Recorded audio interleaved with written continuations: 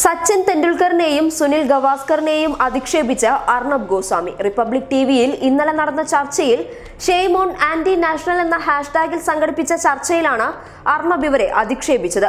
India Pak മത്സരത്തെ അനുകൂലിച്ച് സംസാരിച്ചതാണ് അർണബിനെ പ്രകോപിപ്പിച്ചത്.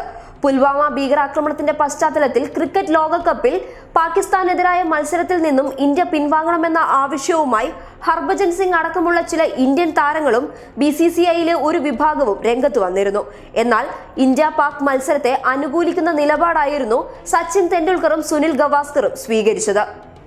India വർദ്ധിത വീര്യത്തോടെ പാകിസ്ഥാനെ കളിച്ച് തോൽപ്പിക്കുന്നത് കാണാനാണ് താൻ ആഗ്രഹിക്കുന്നതെന്നും ഇത് തന്റെ അഭിപ്രായമാണെന്നും രാജ്യം ഏത് തീരുമാനമെടുത്താലും പിന്തുണയ്ക്കും എന്നാണ് സച്ചിൻ പറഞ്ഞത്. പാകിസ്ഥാനെതിരെ കളിക്കാതിരുന്നാൽ നഷ്ടം ഇന്ത്യക്കാണ് എന്നാണ് മുൻ ഇന്ത്യൻ നായകൻ സുനിൽ ഗവാസ്കർ അഭിപ്രായപ്പെട്ടത്.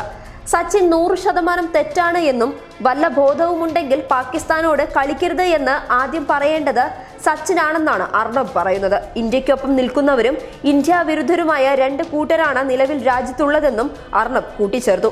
ഇതോടെ ചർച്ചയിൽ പങ്കെടുത്ത സുധീന്ദ്ര കുൽക്കർണി ക്രിക്കറ്റ് ഇതിഹാസങ്ങളെ രാജ്യദ്രോഹി എന്ന് വിളിക്കുന്ന നിങ്ങളോട് ലജ്ജ തോന്നുന്നുവെന്ന് വ്യക്തമാക്കി ചർച്ചയിൽ നിന്ന് ഇറങ്ങിപ്പോയി.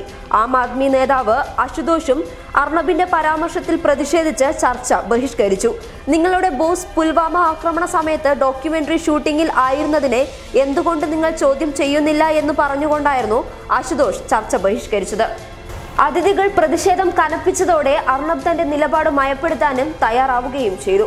സച്ചിനെ താൻ രാജ്യദ്രോഹി എന്ന് വിളിച്ചില്ല എന്നും അവരായിരുന്നു പാകിസ്ഥാനെതിരെ കളിക്കരുത് എന്ന് ആദ്യം ആവശ്യപ്പെടേണ്ടിയിരുന്നത് എന്നാണ് താൻ ഉദ്ദേശിച്ചതെന്നും അർണബ് പറഞ്ഞു. News desk public Kerala.